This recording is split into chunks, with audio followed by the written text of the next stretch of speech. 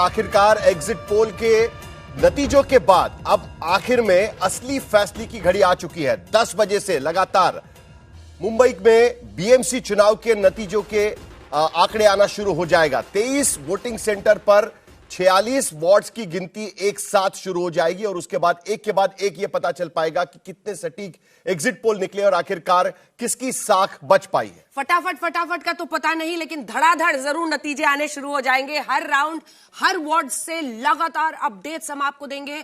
हमारे तमाम सहयोगी अलग अलग जगहों पर काउंटिंग सेंटर से हमारे साथ जुड़ने वाले हैं और ये जो आप अपने स्क्रीन पर इस वक्त देख रहे हैं, नागपुर हो, ठाणे हो, पुणे हो, संभाजी नगर हो, और हाँ, मुंबईकरों को भी इंतजार होगा बीएमसी चुनाव के क्या नतीजे आते हैं। आपने अपना काम कर दिया है, जितने लोगों ने ही किया आधे अधूरे। एक बार फिर से वोटिंग परसेंटेज बहुत ही उदासीनता दिखाता है मुंबईकरों को लेकर, लेकिन इन सब के बीच वार्ड्स के नतीजे क्या आते हैं, ये महाराष्ट्र में सबसे बड़ा इम्तिहान है।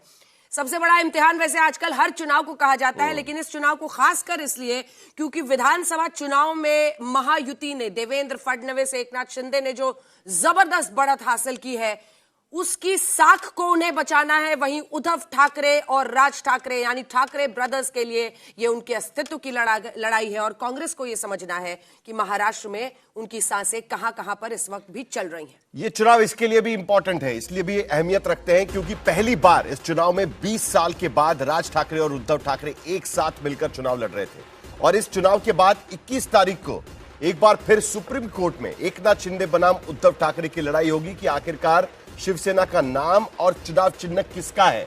उससे पहले एक बार फिर जनता की अदालत में यह फैसला होना है कि बीएमसी में, मुंबई महानगर पालिका में 1997 से लगातार शिवसेना सत्ता में रही भारतीय जनता पार्टी के साथ, क्या इस बार सत्ता से हटने का समय उनका आ गया है? उद्धव ठाकरे की साख बचेगी या नहीं बचेगी? ठाकरे का फॉर्मूला या ठाकरे का नाम मुंबई में वही कमाल दिखा पाएगा या नहीं दिखा पाएगा, यह भी फैसला हो सकता है। सबसे बड़े चैलेंजर एकनाथ शिंदे हैं शिवसेना के लिए और ऐसे में अगर एकनाथ शिंदे कमाल कर पाते हैं तो एक बार फिर से स्थापित हो जाएगा कि जनता की मोहर उन पर लग रही है। बाला साहब ठाकरे की लेगेसी का असली ध्वजवाहक कौन होगा, तो उसमें पिछले विधानसभा चुनाव में एकनाथ शिंदे पर मोहर लगी थी, लेकिन क्या ठाकरे ब्रदर्स का, दोनों बंधुओं का एक साथ आने की वजह से जनता इस बार पलटती है? 30 साल से वो है, आप सोचिए, महानगर पालिका में हारे, हालांकि 26 साल मेयर रहा, 4 साल से अभी मेयर वहां पर नहीं था, लेकिन आखिरकार चुनाव हुए साल 2026 में और उसके बाद अब इंतजार है। लेकिन इसी के साथ साथ देवेंद्र फडणवीस, जो उनका रोड मैप है, जो उनकी छवि है एक एडमिनिस्ट्रेटर के तौर पर, एक नेता के तौर पर, भारतीय जनता पार्टी के महाराष्ट्र में मौजूदा दौर में आप कह सकते हैं एक कदावर नेता के तौर पर वो उभरे हैं। आइए आपको जल्दी से सुना देते हैं। देवेंद्र फडणवीस अपने दावे कर रहे थे, वो मुंबई मंथन में भी आए थे, उन्होंने कहा था कि हिंदू बनेगा, मराठी बनेगा, महायुति का बनेगा, बीजेपी का वहां मेयर बनेगा नहीं बनेगा, इस पर वो कमिट नहीं कर रहे थे। संजय राउत भी थे उसके साथ में, संजय राउत भी थे और उनका भी अपना दावा था। तो आइए आपको सुना देते हैं, दोनों का सुना देते हैं, दोनों ने क्या क्या दावे किए हैं, क्योंकि अब तो रिजल्ट आने शुरू होने वाले। इस चुनाव में हमारी जीत ये पक्की दिखती है, क्योंकि अभी से अगर हमारा विपक्ष कल की हार के बाद क्या बोलना है इसकी प्रैक्टिस कर रहा है, तो मुझे लगता है कि उद्धव ठाकरे और राज ठाकरे अगर एक साथ आए हैं तो समझ लो कि मुंबई की मराठी जनता भी एक साथ हो गई है, एकजुट हो गई है और उसका परिणाम आपको चुनाव में और निर्णय में दिखेगा। ऋत्विक भालेकर हमारे साथ जुड़ रहे हैं मुंबई में दादर इलाके से, और ये शिवसेना का गढ़ माना जाता है। वहां पर राज ठाकरे भी रहते हैं शिवाजी पार्क के इलाके में, और वहीं पर बाला साहब ठाकरे का स्मृति स्थल भी है और बाला साहब ठाकरे का राष्ट्रीय स्मारक भी वहीं पर बनाया जा रहा है। ऋत्विक, आप शिवसेना के गढ़ में है, कल के एग्जिट पोल के जो नतीजे आए, जो प्रेडिक्शंस दिए गए, उसके बाद काफी माहौल जिस तरीके से वहां पर रहा होगा वो हम समझ सकते हैं, लेकिन सबसे पहले हम जानना चाहेंगे आखिरकार चुनाव आयोग की तरफ से कोई नतीजे, कोई आंकड़े दिए गए हैं कि आखिरकार कितने प्रतिशत वोट मुंबई के भीतर हुए हैं?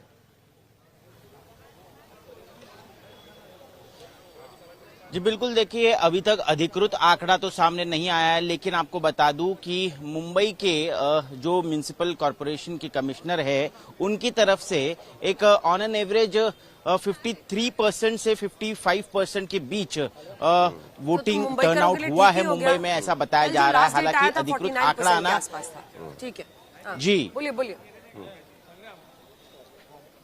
जी तो बोलिए, बिल्कुल बोलिए। अभी फिलहाल तो मैं दादर इलाके में हूं, जैसे कि साहिल सर ने भी कहा कि दादर इलाका जहां पर खुद राज ठाकरे का आवास है और जहां पर स्मृति स्थल है, मराठी मानुष का गढ़ माना जाता है। फिलहाल हम एक काउंटिंग सेंटर पर आए हुए हैं दादर के, और यहां पर आपको माहौल दिखा दूं। सुरक्षा काफी पुख्ता इंतजाम किए गए हैं, क्योंकि सेंसिटिव काउंटिंग सेंटर ये माना जा रहा है। यहाँ पर सभी राजनीतिक दलों के जो एजेंट्स हैं वो भी यहाँ पर इकट्ठा हुए हैं, सभी तैयारियों में हैं, और कुछ ही समय में यानी 10 बजे जब वार्ड वाइज काउंटिंग शुरू होगा, बताया जा रहा है शुरुआत में 2-2 वार्ड्स की काउंटिंग की जाएगी, और करीब 4 साढ़े 4 बजे तक मुंबई का जो पूरा पिक्चर है वो क्लियर हो जाएगा।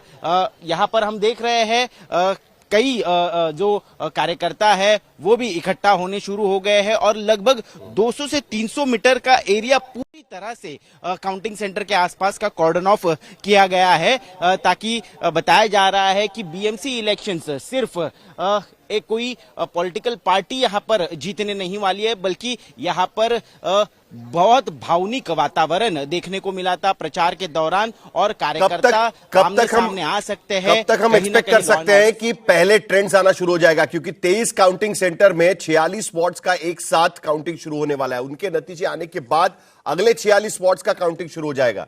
तो लगभग 2 घंटे 3 घंटे, क्योंकि 25 मेरे ख्याल से 25-30 हजार जो वोट्स है वो गिने जाएंगे हर वार्ड के भीतर।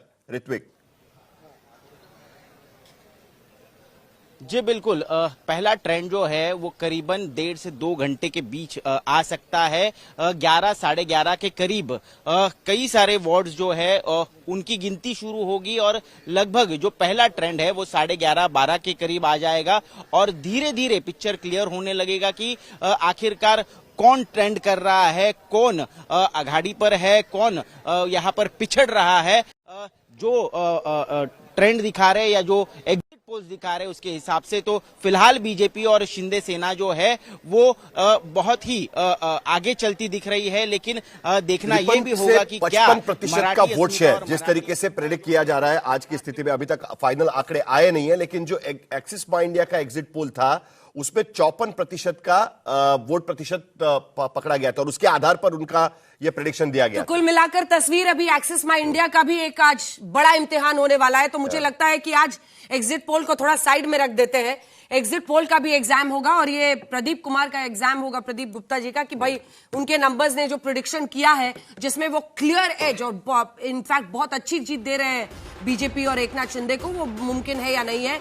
देवेंद्र फडणवीस के लिए अगर ये एग्जाम है बहुत बड़ा, मुंबई का किंग कौन, तो समझिए कि बीएमसी का क्या रुतबा रहता है।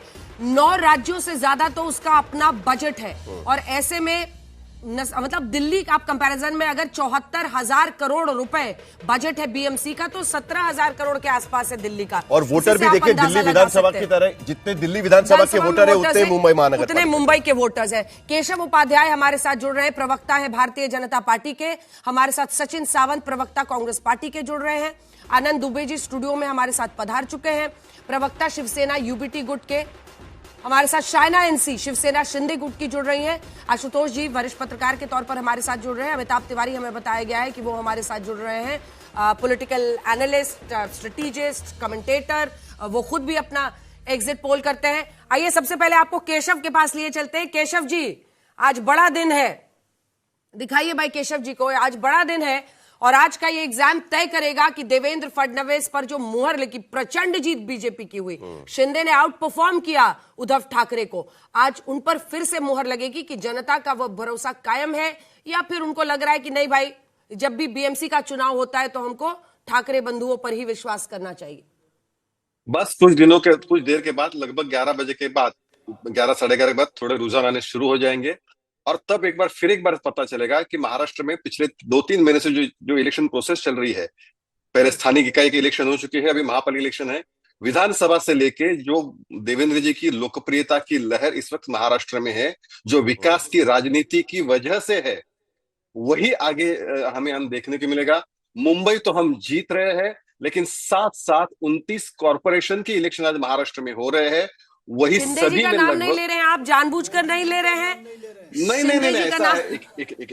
एक मिनट आशुतोष जी बगल से एकदम टिप्पणी करने लगे मोदी जी का नाम नहीं ले रहे कि आप मोदी जी का नाम नहीं ले रहे हैं। केशव जी, क्या चक्कर है? नहीं एक मिनट हमारे हम हिंदू संस्कृति मानते हैं, इसमें द्वैत अद्वैत हम नहीं मानते। हमारे लिए सब एक है, एक सिंबॉलिक है। मोदी जी का आशीर्वाद देवेंद्र जी के ऊपर है, इसलिए। और एकनाथ जी और देवेंद्र जी एक साथ है, और एकनाथ जी और देवेंद्र जी एक साथ है। जो नेता होता है, एक जो मुख्यमंत्री होता है, एकनाथ शिंदे पहले मुख्यमंत्री थे, तो सौरभ शिंदे जी आप जहां चुनते हैं वहां एक साथ है, जहां नहीं चुनते वहां एक साथ नहीं है। यानी मुंबई में जरूरत है तो एक साथ है, ठाणे में जरूरत है तो एक साथ है, संभाजीनगर में जरूरत नहीं है तो अकेले अकेले है, पुणे में जरूरत नहीं है तो अकेले अकेले है, नासिक में जरूरत नहीं है तो अकेले अकेले है। भाई कहां एक साथ है? द्वैत अद्वैत आपका मुंबई में है सिर्फ, सही है ना? हर जगह, क्योंकि मुंबई में ठाकरे एक साथ आ गए तो साथ में आना पड़ेगा। केशव, यही था ना बात? साहिल आप ही बात करोगे, अगर मुझे बात करने दोगे तो आप ही बात रखिए, मुझे कोई दिक्कत नहीं। मैंने रखी ना बात, अभी आप रखिए। अभी मुझे रखने दीजिए ना फिर। ऐसा है कि बेसिकली भारतीय जनता पार्टी हो या चाहे शिंदे जी हो, शिवसेना हो, हम सबके लिए कार्यकर्ताओं का इलेक्शन था, तो कार्यकर्ताओं के प्रेशर बहुत था। और महाराष्ट्र में पिछले 8 साल के बाद इलेक्शन हो रहे हैं। 2017 में बीएमसी के चुनाव हुए थे, उसके बाद अभी इलेक्शन होने रहे, तो हर जगह कार्यकर्ताओं का प्रेशर बहुत था। 2 जनरेशन यहाँ जिनको इलेक्शन नहीं लड़ना मिला, ऐसे कार्यकर्ता संख्या थी, तो एक नेचुरल रूप में प्रेशर था। इलेक्शन रहा कैसे, जब इसमें मुख्यमंत्री जी से लेकर आपके उप मुख्यमंत्री एक एक मंत्री मोर्चा संभाले हुए था और पूरी ताकत झोंके हुए था। दुबे जी, रुक जाइए, अब लौट रही हूँ आपके पास। दुबे जी को भी बोलने दीजिए। माना कि एग्जिट पोल ने नहीं दिखाया, वो अभी तक खुश है इस बात से, उनको लग रहा है कि एक चमत्कार होगा और ठाकरे बंधुओं की जितने वो तो शस्त्र रखकर आए हुए हैं। नहीं, कल से ही शस्त्र रखकर बात कर रहे हैं। नहीं, ऐसा कुछ नहीं है। मैं ईश्वर को मानने वाला व्यक्ति हूँ। अभी 10 बजने में समय है, सब कुछ पिटारे में बंद है। तो अगर अब मैं मुंगेरी लाल बन जाऊं, मैं अपने हसीन सपने देखूं, कल वो सपने टूट जाए तो फिर क्या किया जाए? मैं तो भाजपाइयों की तरह नहीं होना, तो मैं बहुत विवेक बुद्धि से बात करूंगा। 2022 से 2026 के बीच में इन 4 वर्षों में चुनाव किसने होने नहीं दिया पता है? यही भारतीय जनता पार्टी ने। जब पूरी तैयारी हो गई, इसी वजह से हार का आप ग्राउंड बना रहे, बोला था कि तैयारी मत करिए, कभी आप भी तो तैयारी कर रहे हैं। सुनिए तो पहले, आपको तैयारी से किसने रोका? हम तो 2022 से चुनाव के लिए उतावले थे। अच्छा, कितने दिन पहले राज ठाकरे से हाथ मिलाया? राज ठाकरे जी से तो मई में अप्रैल में हाथ मिलाया। तो फिर नहीं, अरे भाई साथ आए, राम और भरत मिले तो लोग खुश नहीं हुए। 3 महीना आपने क्या किया? नहीं, राम भरत खुश हुए तो लोग खुश। अद्भुत आनंद जी के जो आपने कहा ना, आनंद जी के कहने का मतलब, केशव अभी शस्त्र रखने का समय नहीं आया। शायना इनसे हमारे साथ जुड़ गई है, एकनाथ शिंदे की गुटकी। आ रही हूँ आपके पास भी आशुतोष जी। शायना जी, आज आप लोग कितने आश्वस्त हैं और आपको लगता है कि मतलब अभी से ही हम अच्छा विद्या से बात करें? हमने हमारे वचननामा में बोला है वो हम कर दिखाएंगे। आज पर्यावरण बहुत बड़ा मुद्दा है। 17,000 करोड़ का बजटरी एलोकेशन ग्रीन इनिशिएटिव्स के लिए, खड्डे मुक्त मुंबई 1200 से ज्यादा किलोमीटर्स हैं खड्डे मुक्त करने के लिए, जिसमें 400 किलोमीटर हो चुका है फेज 1 फेज 2 में। हम वो भी टाइम बाउंड करेंगे। स्विच ट्रीटमेंट प्लांट्स जहां 25 साल नहीं था वहां एक भी नहीं था, आज 7 घोषणा किया है आदरणीय एकनाथ जी शिंदे ने। तो I think this is consistent work, transparency और भ्रष्टाचार मुक्त बीएमसी। तो 150 से ऊपर यह आंकड़ा जाएगा। लेकिन एक बात जो अपोजिशन सवाल उठा रही है कि जो इलेक्शन कमीशन है फाइनल फिगर नहीं दे रही है। अगर आप देखें वोटर टर्नआउट अप्रोक्सीमेटली बताया गया है, लेकिन हमेशा हर इलेक्शन में यही होता था कि आपको फाइनल फिगर दे दिया जाता था शाम तक में एक अप्रोक्सीमेटली, फिर उसके बाद पूरा दूसरे दिन तक आता था। इस बार क्यों नहीं है? मैं समझ सकती हूँ कि इलेक्शन कमीशन ने शायद थोड़ी देर लगाई। 52-53% है वोटिंग परसेंटेज, पिछले 2017 से 2% कम, लेकिन आप देखेंगे कि उसके पहले इलेक्शन से ज्यादा। हम यही उम्मीद करेंगे कि हमारे मुंबईकर समझे कि वो भी स्टेक होल्डर है। कंबाइंड हमें काम करना है और सिर्फ मुंबई के प्यार के लिए और मुंबई की प्रगति के लिए। शुक्रिया। तो ये थी शाइना एनसी जो बता रही थी कि फिलहाल भले ही एसईसी ने अभी तक पूरे फाइनल फिगर्स नहीं दिए हों, लेकिन जो मैंडेट जो जिस तरीके से एग्जिट पोल्स ने बताया है, ये सारा मैंडेट उन्हीं को जा रहा है। 150 से ऊपर कह रही हैं कि आंकड़े आएंगे मुंबई में महायुति के, और उसी वजह से यहाँ पर उनको लग रहा है कि वो सरकार यहाँ पर उनका ही मेयर जरूर चुना जाएगा। कैमरामैन किरण सबकाल के साथ विद्या, मुंबई आज तक। इसके बावजूद केशव जरूरत थी कि 14 तारीख को आपको लाडली बहना का जो 2 किस्त एक साथ देनी थी। आखिरकार फिर चुनाव आयोग ने कहा कि नहीं, वोटिंग के एक दिन पहले आप नहीं दे सकते, आप बाद में दे दीजिएगा करके। तो इसके बावजूद भी ये जरूरत थी। शायना एनसी तो कह रही थी कि कैसे एकनाथ शिंदे मुख्यमंत्री थे, कितना बड़ा काम हुआ, उसका भी फायदा यहां पर होता है। ठीक है, लेकिन सचिन सावंत के पास चलते हैं, प्रवक्ता है कांग्रेस पार्टी के। उसके बाद आशुतोष जी आपके पास आऊंगी। सचिन जी, ये दोनों तो खैर लड़ रहे हैं, आप मुकाबले में हैं? क्यों नहीं मुकाबले में? हर कोई जो व्यक्ति इस चुनाव में लड़ रहा है वो शायद इंडिपेंडेंट भी हो, सब चुनाव में है, मेरे ख्याल से मुकाबले में है। देखिए क्या है कि एग्जिट पोल दिखा रहा है, सचिन जी आपको एक काउंटर कर रही हूं सिर्फ, क्योंकि एग्जिट पोल से साफ इशारा कर रहे हैं और इसमें सिर्फ एग्जिट पोल के भरोसे रुकने की जरूरत नहीं है। ये कोई भी बताएगा, आशुतोष जी भी बताएंगे आपको, दुबे जी भी बताएंगे। कह रहे कि कांग्रेस पार्टी ने जो गठबंधन नहीं किया हमारे साथ, आप लोग गठबंधन नहीं करना चाहते थे, वो शायद विपक्ष के लिए सबसे बड़ा मतलब जिसको कहते हैं बेन बने। देखिए पहले तो ये है कि अभी एग्जैक्ट पोल आने वाले हैं, तो सबसे बड़ी बात है कि अभी थोड़ी देर के बाद जो नतीजे आएंगे उसके लिए हमें रुकना चाहिए। एग्जिट पोल तो बहुत बार गलत साबित हुए और हम लोग एग्जिट पोल पे जाते भी नहीं है अभी चर्चा के लिए। लेकिन तो कांग्रेस अपने दम पर बहुमत हासिल कर रही है बीएमसी में। कौन कांग्रेस? बीजेपी। देखिए बीजेपी तो कांग्रेस पूछ रही है, आप बीजेपी कह रहे हैं। हम तो कह रहे हैं कांग्रेस बीएमसी में आ रही है। दिन से कह रहे हैं लोग टूरिस्ट हैं। देखिए हम तो हमारा परफॉर्मेंस अच्छा रहेगा ये इसके बारे में आश्वस्त है। और अगर पिछले 2 चुनाव में आपने देखा होगा, लोकसभा में हमने सिर्फ 2 सीटें लड़ी थी, लोकसभा में, विधानसभा में 11 सीटें लड़ी थी। तो निश्चित तौर पर ये चुनाव हमारे लिए ये था कि हर एक जगह पे कांग्रेस का कैंडिडेट उतरे, कांग्रेस का चिन्ह वापस वही चला जाए। और महाविकास पिछली सदी में मेयर बना था कांग्रेस पार्टी का 1992, पिछली सदी में बना था। 1992 पिछली सदी में 1997 से शिवसेना बीजेपी एक तरीके से वहां पे सत्ता में काबिज है। और महत्वपूर्ण सवाल यह कि 1997 से जब बीएमसी वहां पे काबिज थी शिवसेना, तो तब से 15 साल तक कांग्रेस पार्टी और एनसीपी की सरकार वहां पे थी, लगातार 15 साल। और विलासराव देशमुख जैसे बड़े नेता थे वहां पे, उसके बावजूद भी बीएमसी क्रैक नहीं कर पाई कांग्रेस पार्टी। तो मुझे लगता है कांग्रेस पार्टी जो मुंबई की कांग्रेस पार्टी है, जब तक वो जमीन पे उतर के काम करना शुरू नहीं करेगी, जब तक कुछ परिवारों या कुछ लोगों तक सीमित रहेगी, तब तक मुंबई के अंदर मुझे नहीं लगता कौन सा परिवार, बहुत सारे परिवार हैं। आप सबसे बड़ा परिवार तो मिलिंद देवड़ा के मुरली देवड़ा थे। हालांकि अब तो शिवसेना में चले गए, शिंदे पार्टी में चले गए। मैं उनके पिताजी की बात करता हूँ। पहले दिन से कह रहा हूँ कि मुंबई में कांग्रेस एक टूरिस्ट है। पहले दिन से आप कोई भी वीडियो उठा के देख लीजिए, पर्यटक है। आओ रिजल्ट वाला डे आया, उन पर भी खींच विधानसभा में भूल गए, टूरिस्ट तो साथ में। मुंबई कांग्रेस मुंबई में टूरिस्ट है, पहले दिन से कह रहा हूँ। क्यों? क्योंकि उनकी वहां ताकत नहीं है, किसी को मदद करना चाहते होंगे, कोई बात नहीं। 2-4 घंटे अगर 10 से 15% वोट ले गए तो काहे का टूरिस्ट? आपको तो झटका दिया। अब ठीक है, अब झटका दिया तो क्या करें, लेकिन हम तो कह रहे हो टूरिस्ट हैं, वो कभी चुन के नहीं आ सकते। बट आनंद जी, आप लोग क्यों नहीं साथ आ सकते थे? हमने तो पूरा प्रयास किया था। सचिन जी क्या सोच है? मुंबई कांग्रेस की सोच पूछते हैं, क्या सोच है जिसकी वजह से आपने अलायंस नहीं किया? इस पर थोड़ा ईमानदारी से बोलिएगा। पहले तो ये हम लोग भी एज एन एनालिस्ट इससे बेनिफिट करेंगे। कांग्रेस कुछ तो सोच रही होगी ना। अंजना जी, पहले तो मैं ये कहना चाह रहा हूँ कि मुंबई में कांग्रेस नहीं है ऐसा कहना, ये नतीजे के बाद पता चलेगा। लेकिन जहां तक बात है कि यही कांग्रेस है कि जो 6 के 6 पार्लियामेंट सीटों पे 2014 से 14 तक थी, और उसके पहले भी 5 सीटों पे थी, जहां शिवसेना और भारतीय जनता पार्टी एक साथ होने के बावजूद नहीं थे।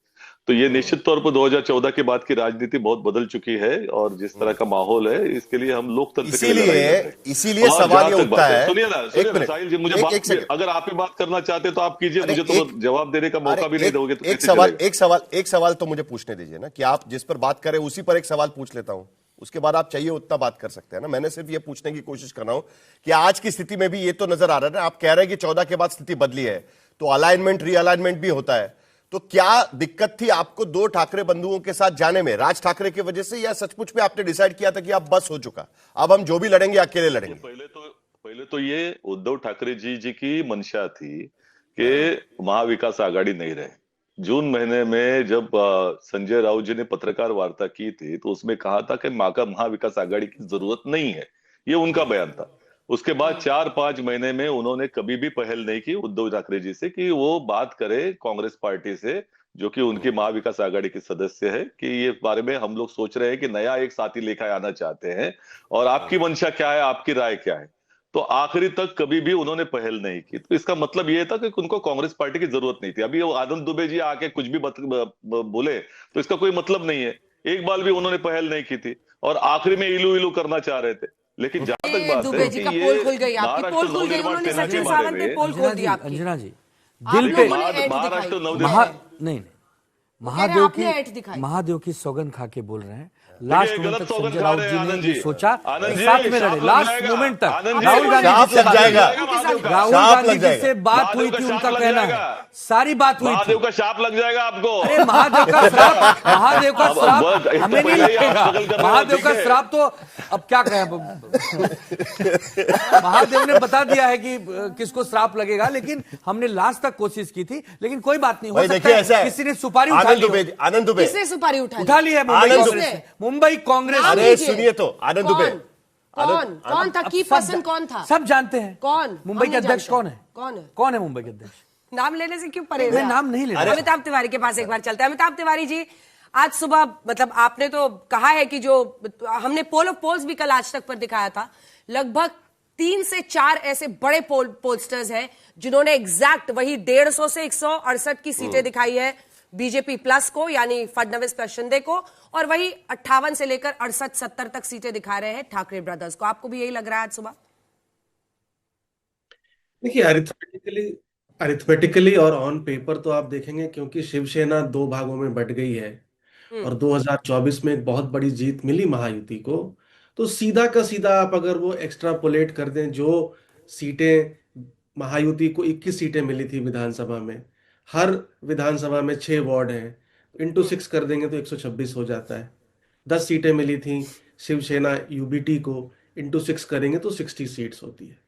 तो एसेंशियली यही बात है कि जो 2024 में हुआ था उसका ही रेप्लिकेशन देखने को मिल सकता है, क्योंकि मुस्लिम और मराठी मानुस का कंसोलिडेशन जिस अमिताभ तिवारी अमिताभ तिवारी वैसा मैं आपको एक छोटा सवाल उस पर ऐड करना चाहता हूं, क्योंकि जो आंकड़े अभी आ रहे हैं उन आंकड़ों से तो यह दिखता है कि 52.9% वोटिंग हुआ है और महिला और पुरुषों का वोटिंग एक समान नजर आ रहा है।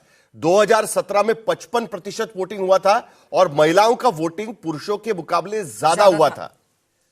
इसके मद्देनजर अब आप बीएमसी चुनाव के नतीजों का कोई प्रेडिक्शन में कुछ बात करना चाहते हैं और उसके बाद कुछ हमें पर उससे पहले अमिताभ जी एक सेकंड जल्दी से सुनाना चाहते हैं अपने दर्शकों को। देखिए, क्योंकि स्याही वाली कहानी कल आपने पता नहीं देखी कि नहीं देखी, हमने आज तक पर भी दिखाया था, क्योंकि उद्धव ठाकरे का ये कहना था स्याही को लेकर कि वो मिट रहा है। उसके बाद से देवेंद्र फडणवीस ने कहा कि ये तो बहानेबाजी अभी से शुरू हो गई है, कल के नतीजों के लिए तैयारी हो रही है, ग्राउंड बनाया जा रहा है बहानेबाजी का। सुनिए क्या कह रहे हैं। शायद ये पहला चुनाव है जिसमें बहुत सारी शिकायतें आ रही है। मतदान के बाद जो इंक लगाई जाती है तुरंत वो निकाली जा सकती है। ये तो गंभीर है और ये मुझे कुछ फोन भी आए और आपके टीवी चैनल पर मैंने देखा भी। इसका मतलब ये है कि चुनाव आयोग, और अगर मैं आरोप लगाऊं कि सत्ताधारी पक्ष है उनकी मिलीभगत है। बहुत सारे मतदाता ऐसे हैं कि उनका नाम उनको ढूंढना पड़ रहा है किस मतदार यादी में है। और स्वयं गणेश नाइक जिन्होंने कहा था कि टांगा पलटी घोड़ा फरार का है, तो उनका मतदान केंद्र ही फरार हुआ है। तो ये बहुत सारी गड़बड़ी इस बार दिखाई दे रही है। तो पोलिंग एजेंट तो उनके भी है ना, सभी पार्टी के पोलिंग एजेंट है। डबल वोटिंग करने हो तो उसको ऑब्जेक्शन देना चाहिए। और चुनाव आयोग ने उसका स्पष्टीकरण भी दिया है और मैंने भी चुनाव आयोग के अधिकारियों से पूछा है, तो उन्होंने कहा कि 2012 से ये इंक का यूज करते हैं। पहले सिर्फ वो इससे लगाते इंक बॉटल से, आज वो डायरेक्ट लगाते, लेकिन इसमें मार्कर से। लेकिन मेरा इतना ही है कि वो जो मतदान प्रक्रिया है पूरी तरह ट्रांसपेरेंट रहे और कोई भी तरह का शव उस नागरिकों को कोई भी उस पर शक ना आए। तो ये पूरी लड़ाई बीते दिन की है, जब आपने देखा वोटिंग हो ही रही थी और फिर स्याही की कहानी आ गई, जिस पर चुनाव आयोग ने साफ साफ कहा है कि एक बार आप वोट डाल देते हैं आपका नाम वहां से कट जाता है। और ये स्याही वाली जो पूरी कहानी है उस पर पूर्ण विराम चुनाव आयोग ने लगा दिया था। साहिल, लेकिन दरअसल चुनाव आयोग को लेकर सवाल इसलिए भी उठ रहे थे क्योंकि पहली बार चुनाव आयोग की तरफ से जो डबल वोटर्स है, जिनके नाम 2 बार आए हुए हैं, उनके सामने स्टार लगाकर उन्होंने इस बार की चुनाव की जो लिस्ट है वो जारी की थी, वोटर लिस्ट जारी की थी। और उसके वजह से लगातार ये सवाल उठ रहा था कि भाई अगर कोई इंक मिटा सकता है तो क्या डबल वोटिंग हो पाएगा कि नहीं हो पाएगा। लेकिन फिर भी उसके बावजूद अमिताभ तिवारी जो अब वोट प्रतिशत यहां पर नजर आ रहा है, और कल 2017 का वोट प्रतिशत महिला और पुरुष का एक जैसा वोट करना मुंबई के भीतर क्या दिखाता है। अभी भी आधे घंटे का वक्त है, धीरे धीरे पता चल ही जाएगा। लेकिन फिर भी उससे पहले अगर कुछ आप सुधार करना चाहें।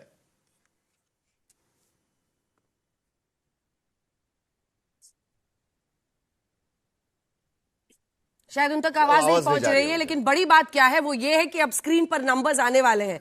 बहुत कम देर का वक्त बचा है और जो आप ये नंबर्स इस वक्त अपने टेलीविजन स्क्रीन पर देख रहे हैं वो धीरे धीरे बढ़ने वाले हैं। देखिए, अब बीएमसी का चुनाव किस लेवल का हो गया है इस पर चर्चा होती रहेगी, लेकिन चूंकि लाड़की बहन योजना को आशुतोष जी इतना बड़ा गेम चेंजर माना गया, इस वजह से लोगों की नजर है कि भाई महिलाएं ने क्या इस बार भी ज्यादा वोटिंग की है। बीएमसी चुनाव से जुड़ी इस वक्त की बड़ी खबर आ रही है, आपको बता दें फिलहाल 52.9% मतदान बीएमसी चुनाव में इस बार होना बराबर बताया जा रहा है पुरुषों और महिलाओं का आंकड़ा, जो कि पिछली बार महिलाओं का ज्यादा था। ये एक फैक्टर बन सकता है। देखिए, बीएमसी के चुनाव में क्या होता है कि जो लोकल लेवल पे बहुत कम वोटों के माध्यम से जीत हासिल होती है, और अगर कोई कैंडिडेट वाकई में उसका कनेक्शन लोकल लेवल पे होता है तो उसको हराना थोड़ा मुश्किल काम होता है।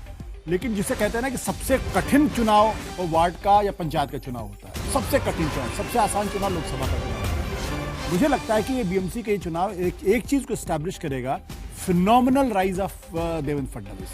क्योंकि जिस देवेंद्र फडणवीस को बहुत ही अपमानजनक तरीके से डिप्टी सीएम बनाया गया और बड़े परेशान में दिखाई पड़े, लोकसभा के चुनाव में जिस तरीके से बीजेपी की हार हुई और उसके बाद राज्यसभा में विधानसभा के चुनाव में फिनोमिनल जीत, और अब बीएमसी पर अगर कब्जा होता है तो दिस इलेक्शन विल डिफाइन कि भाई Devendra Fadnavis has arrived as a leader. Devendra Fadnavis का कद महाराष्ट्र में लंबे वक्त के बाद बीजेपी को एक बहुत वर्चस्व, मैं नेशनल की भी बात कर रहा हूं, मैं नेशनल की भी बात कर रहा हूं, क्योंकि जो महाराष्ट्र नहीं छोड़ना चाहेंगे, क्योंकि महाराष्ट्र के अंदर अगर आप देखिए तो ना तो शरद पवार आज तक कभी अपने बल पे सरकार नहीं बना पाए।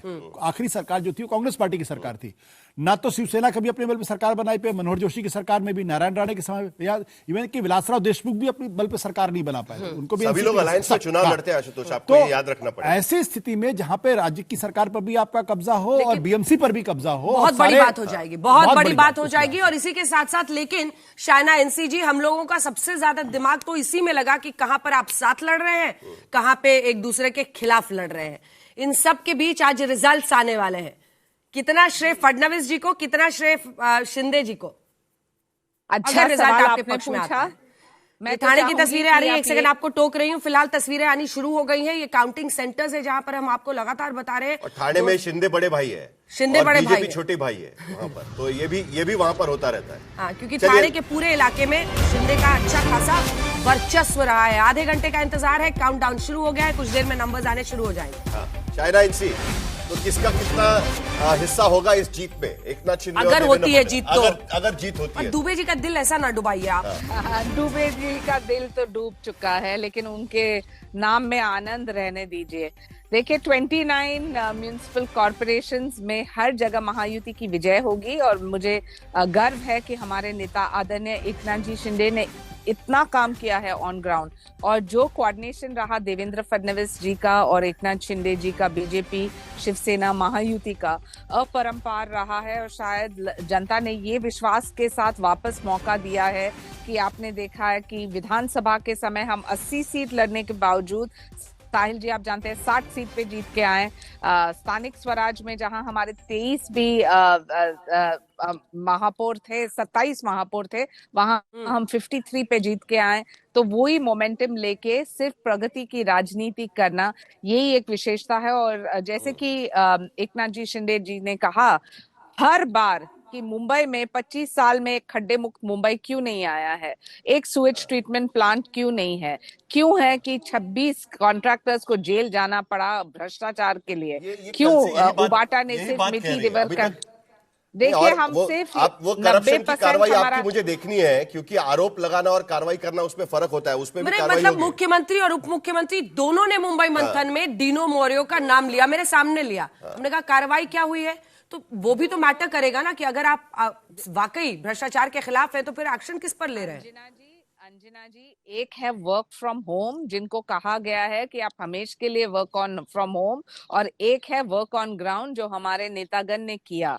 आप देखेंगे एक डीप क्लीन ड्राइव तो एकनाथ जी शिंदे स्वयं जाते हैं पाइप के साथ और साफ वर्क फ्रॉम होम की वजह घर से के हो सकता है कि कहीं उलट पुलट हो नब्स पर लगता है शाहना एनसी जी ने हाथ रख दिया है आपके दुबे जी।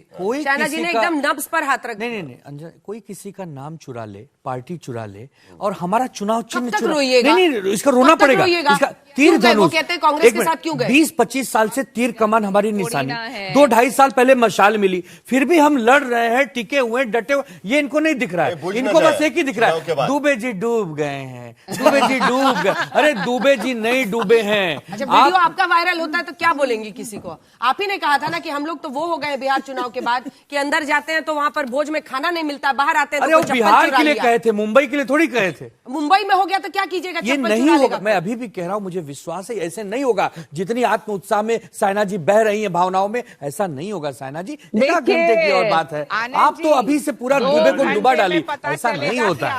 हम तय थोड़ा समझ दीजिए, आप एक ऐसे सचिन सावंत कुछ कहना चाहते हैं। सचिन सावंत कुछ कह रहे हैं और केशव जी भी हैं। एक मिनट देखिए, शिवसेना लड़ाई चलती रहेगी। सचिन सावंत बीच में कूद रहे हैं, जरा देख सुनते क्या बोल रहे हैं। सचिन जी बताइए क्या। देखिए, पहले तो यह है कि बहुत सारी महायुति के बारे में आप कह रहे हो कि बहुत सारी मतलब एक दूसरे के प्रति बहुत संवेदना है, प्रेम है, ऐसा माहौल तो दिखाई नहीं दे रहा। अंबरनाथ में जो हुआ वो तो हम सब लोगों ने, पूरे देश ने देखा है। और जहां तक मुंबई की बात है, अंजना जी सुनिए तो सही ना, सुनिए ना। मैं नहीं बोल रही हूँ भाई, शाइना एनसी बोल रही हैं। आप लोग लड़िए भिड़िए, अब तो रिजल्ट आने वाला दिन आ गया है, काउंटडाउन है। अब बहुत दर्द हो जाता है जब बोलिए देख दो दुखती अंजना जी दुखती रथ पे हाथ रखेंगे तो दर्द हो जाता है। प्रश्न ऐसा है कि एक दिन पहले, प्रचार खत्म होने के पहले, ये जो नगर विकास मंत्री है एकनाथ शिंदे जी के ऊपर आरोप कौन लगाता है? मुख्यमंत्री लगाते हैं कि 40,000 करोड़ का कॉस्ट एस्केलेशन हुआ था जिसको उन्होंने रोका। ये देखिए कि उप मुख्यमंत्री डिप्टी सीएम है, उनके खाते का 40,000 करोड़ का काम इन्होंने रोक दिया क्योंकि कॉस्ट एस्केलेशन हुआ था। ये कॉस्ट एस्केलेशन बोले क्या बोले कि मैलाफाइड है या बोनाफाइड है, इसका निर्णय उन्होंने ही ले लिया। तो ये देखिए, ये तो इनकी एक दूसरे के प्रति जो प्रेम भावना है वो बहुत आगे आती जा रही है। ऐसा नहीं है कि बहुत सारी चीजें अच्छी है। महायुति में भी महाकुश्ती चल रही है। जिस तरह से अजित पवार जी ने आरोप लगाया है इनके ऊपर कि इनको सत्ता का अहंकार हुआ है, तो सत्ता में रहकर ही लगाया हुआ है ना। तो ये जो अभी सत्ता के पद का दुरुपयोग कर करके आप चुनाव जीतने की कोशिश करते हो, लेकिन लड़ाई तो आपस में भी चल रही है, इतना ही मैं बताना चाहूंगा। लड़ाई आपस में भी चल रही है और बाकी जगह पर वही लड़ाई देखने को भी मिलेगी। मैंने केशव को वही सवाल पूछा था दरअसल, लेकिन फिर भी ठीक है, चलिए हर जगह केशव जी आ रही है। उससे पहले अपने रिपोर्टर्स के पास चलते हैं। तमाम रिपोर्टर्स जो हमारे अलग अलग जगहों पर जुड़ रहे हैं, जल्दी से दिखा दीजिए क्योंकि काउंटिंग का काउंटडाउन शुरू हो गया है। विद्या कोलाबा से हमारे साथ जुड़ गई हैं और हमारे सहयोगी अन्य जगहों से हमारे मुस्तफा भी हमारे साथ जुड़ गए हैं, हमें बताया जा रहा है। दीपेश त्रिपाठी और विद्या हमारे साथ में। विद्या, जल्दी से आपसे एक रिएक्शन, कितनी देर में हम उम्मीद करें कि एक मतलब सजे तरीके से एक ट्रेंड दिखना शुरू हो जाएगा? जी 10 बजे काउंटिंग शुरू होगी तो जाहिर सी बात है 10:30 11 तक तो एक ट्रेंड तो है वो दिखना शुरू हो जाएगा। और 12 जैसा कि जो इलेक्शन कमीशन है उनका खुद का मानना है कि 2-3 घंटे में तो इलेक्शन की काउंटिंग खत्म भी हो जाएगी पूरी तरीके से। तो जाहिर सी बात है 11 साढ़े 11 तक हम काफी कुछ देख लेंगे ट्रेंड। और यही वजह है कि 12:30 1 बजे तक जो इलेक्शन कमीशन है उनका मानना है कि काउंटिंग खत्म होकर हम रिजल्ट भी डिक्लेयर कर पाएंगे। खास बात यही है कि अब तक वोटिंग परसेंटेज नहीं आया है फुल एंड फाइनल, लेकिन काउंटिंग हो जाएगी। दीपेश त्रिपाठी, दादर में थोड़ी देर पहले ऋत्विक भी वहां पर थे और भारी सुरक्षा, ऐसा लगता है कि बैटल ग्राउंड बन गया है। दीपेश त्रिपाठी, आपको आवाज आ रही है?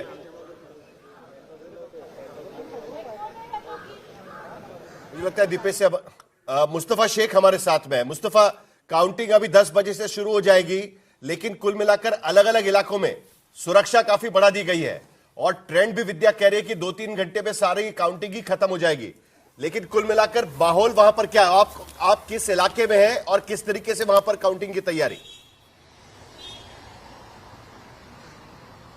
जी बिल्कुल, मैं इस वक्त मातोश्री के बाहर हूं और जैसे आप कह सकते हैं कि एक नई पद्धत जो है वो ली गई है इस बार काउंटिंग के लिए। अगर 6 वार्ड एक काउंटिंग सेंटर में है तो सिर्फ 2 वार्ड की एक टाइम पे 60 टेबल पर काउंटिंग होगी। तो इससे ये अपेक्षा की जा रही है कि काउंटिंग जो है वो जल्दी समाप्त हो जाएगी। लेकिन जो फाइनल वोटिंग नंबर सामने आया है उससे कई ट्रेंड्स निकलकर सामने आ रहे हैं, जिससे आप देखेंगे अगर एस वार्ड पे आप नजर डालते हैं, विक्रोली, कांजूरमार्ग, भांडुप, जिसमें काफी तौर पर एक मराठी मानुस का इलाका माना जाता है, वहां पे पूरे मुंबई से कंपेयर करेंगे तो 60% वोटिंग परसेंटेज जो है तकरीबन 60 के करीब दिखाई दे रहा है। तो ये क्या लाड़की बहन योजना के फेवर में है या फिर मराठी मानुस के फेवर में है, ये आने वाला वक्त बताएगा। लेकिन कुछ ट्रेंड जो है वो इस वक्त वोटिंग परसेंटेज से भी निकल के आ रहे हैं, जिसमें एस वार्ड जो कि मराठी पॉपुलेशन के लिए भारी पॉपुलर वार्ड माना जाता है, उसमें अभी तक की जो वोटिंग डेटा है उसमें सबसे ज्यादा वोटिंग परसेंटेज उन वार्ड से निकलकर सामने आ रहे हैं। साहिल, दीपेश त्रिपाठी से अगर दीपेश त्रिपाठी दादर में है, मैंने आपसे वही पूछने की कोशिश करा था कि भारी सुरक्षा एक बैटल ग्राउंड। हाँ।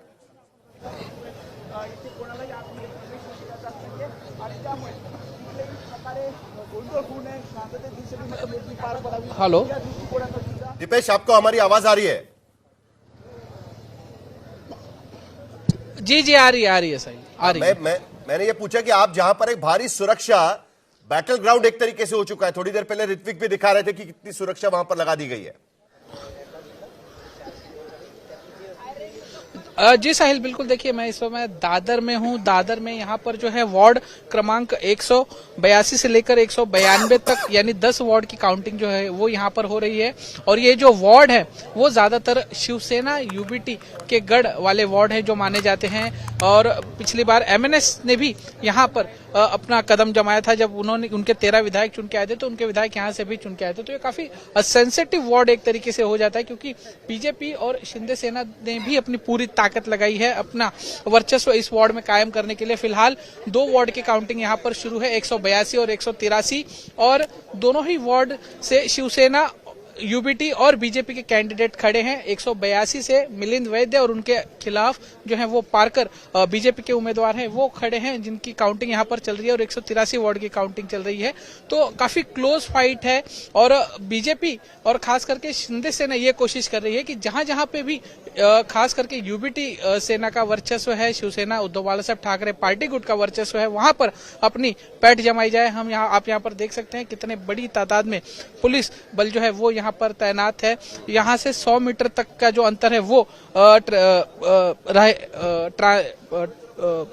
आने जाने के लिए बंद कर दिया गया है। यहाँ से भी किसी गाड़ी को गुजरने की अनुमति नहीं है। सिर्फ जो इलेक्शन संबंधित गाड़ियां हैं, जो इलेक्शन संबंधित लोग हैं, वही यहाँ से आए जा सकते हैं।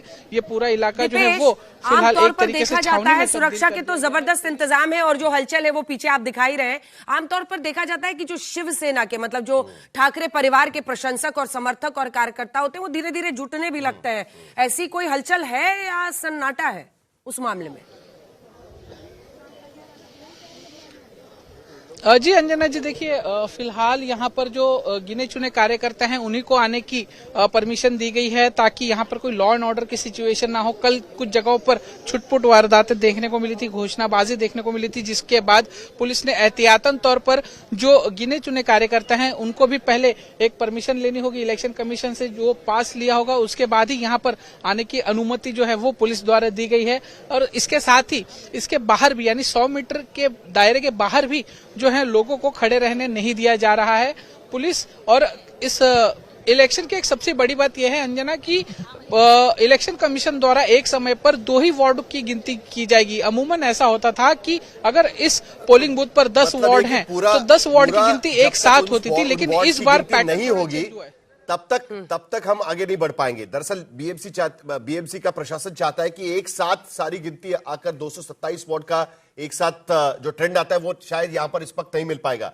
मुस्तफा हमारे साथ मेरे ख्याल से मातोश्री पर है। मातोश्री पर भी काफी सन्नाटा, आमतौर पर मातोश्री के आसपास भी चहल पहल शुरू हो जाती है, खास करके नतीजों के दिन। मुस्तफा जी बिल्कुल आप कह सकते हैं, लेकिन कल के जो एग्जिट पोल के वर्डिक्ट आए हैं उससे पार्टियों ने तैयारी तो करके रखी है, लेकिन वन एग्जिट पोल दिखने की वजह से अर्ली ट्रेंड्स या फिर एटलीस्ट एक रिस्पेक्टेबल नंबर तक जब तक पहुंच नहीं जाते अपोजिशन पार्टीज तब तक किसी तरह का सेलिब्रेशन होगा ऐसा लगता नहीं है। सेम मातोश्री के बाहर का भी वही हाल है, इस वक्त सन्नाटा है, लोग नहीं आए हुए हैं, लेकिन अर्ली ट्रेंड्स में अगर जो रुझान है वो एग्जिट पोल के खिलाफ दिखते हैं तो शायद कुछ चहल पहल यहाँ पर देखने के लिए मिले। जी साहिब। तो चलिए, सभी मेहमान हमारे साथ बने हुए हैं, ब्रेक का वक्त हो रहा है, लेकिन केशव जी जल्दी से एक रिएक्शन आपसे, आप बीच में इशारा कर रहे थे, कुछ बोलना चाहते थे। कुल मिलाकर जो स्थिति है, क्या देवेंद्र फडणवीस के कद को, अगर वही रुझान जो अनुमान में आए हैं एग्जिट पोल में वही नतीजों में बदलते हैं, देवेंद्र फडणवीस का कद बहुत बड़ा होगा महाराष्ट्र में?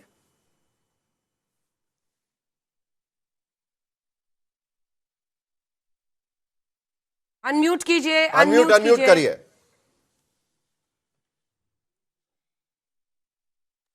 वहां जो रुझान हमें देखने मिल रहे हैं वही निकाल में आएंगे, इसमें कोई दो राय नहीं, ये मुझे पूरा विश्वास है। नंबर एक। नंबर दो, एक नया ड्रामा आया है। पहले ड्रामा एक फेल हो चुका, पहले वोट चोरी ईवीएम हैक का राहुल गांधी का ड्रामा फेल होने के बाद अभी महाराष्ट्र में एक नया ड्रामा आया है जिसको बोला जाता है, जिसको मराठी में नाटक बहुत फेमस है, शायद आपको पता होगा, साहिर भी आपको बताएगा, कि शाही पुसली जाती, ये होती है। इस प्रकार का नया ड्रामा ठाकरे बंधु से लाया गया है। ये ड्रामा नहीं चलने वाला क्योंकि राहुल गांधी का भी ड्रामा फेल हो गया, ये भी ड्रामा फेल हो जाएगा। नंबर तीन, तीसरा मुद्दा। नंबर तीन, माननीय देवेंद्र जी महाराष्ट्र के ऐसे एक में पहले मुख्यमंत्री होंगे जिन्होंने महाराष्ट्र की तीसरी बार सत्ता जीतते मुंबई कॉरपोरेशन भी जीत लिया। इसके पहले ये किसी को नसीब नहीं हुआ, किसी को पॉसिबल नहीं हुआ। माननीय मोदी जी का महाराष्ट्र पे, मुंबई के विकास की राजनीति पे रहो आशीर्वाद, और देवेंद्र जी के जिस प्रकार के आज देवेंद्र जी काम कर रहे हैं, रोकना पड़ रहा है। देवा भाव की प्रशंसा के लिए आपको फिर मौका देंगे हम लोग। बहुत धन्यवाद आपका।